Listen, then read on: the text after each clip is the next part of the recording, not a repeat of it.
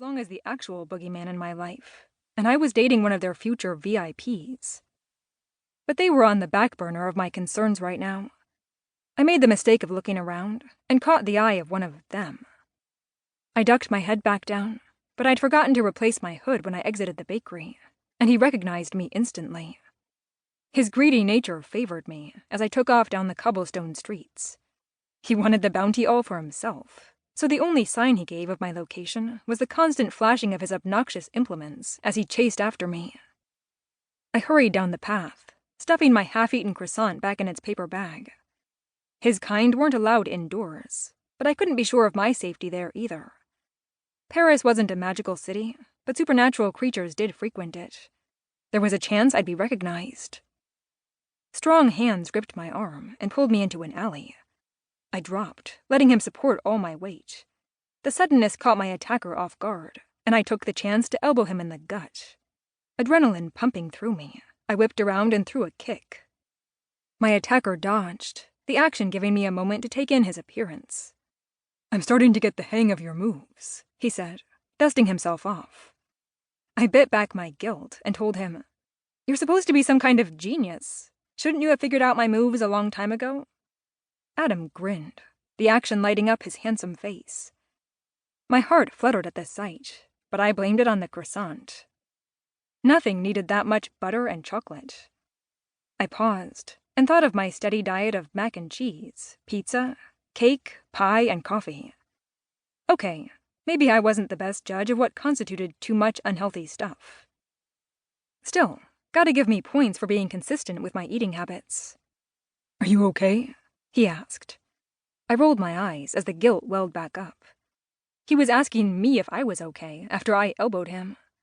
It was considerate crap like this that made me fall for him in the first place. And despite loving that about him, I refused to like it. "Are you?" I asked, resisting the urge to run my hands down his torso. That was the last thing I needed to be caught doing. "Are they gone?" "I'm fine. And probably not." He wrapped an arm around my waist and led me toward the street, rolling his eyes at my constant head turning. "Sweetheart, don't you think you're overreacting?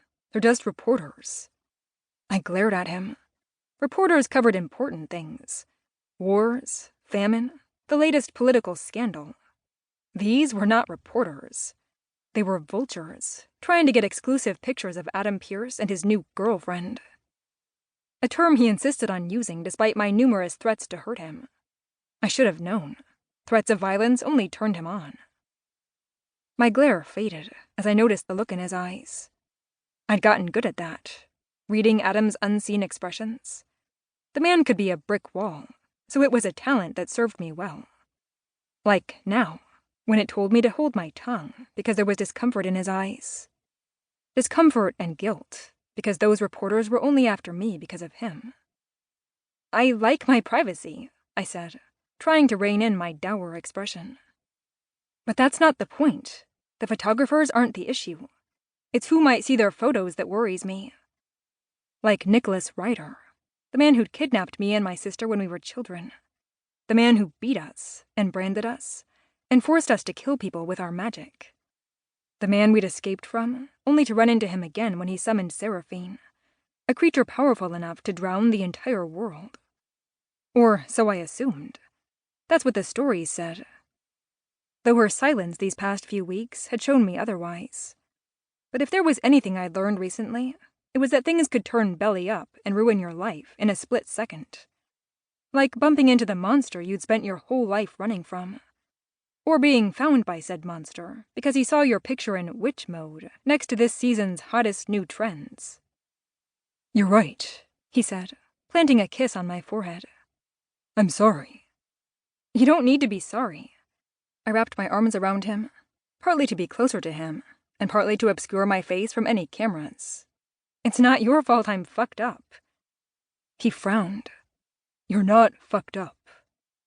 No, I was Fireborn, which was pretty much the same thing by today's standards. Fireborns were mages descended from dragons, or phoenixes, that had the ability to naturally absorb any magic that touched them. The magic they absorbed boosted their power, allowing them to grow stronger when, say, hit by a rival mage.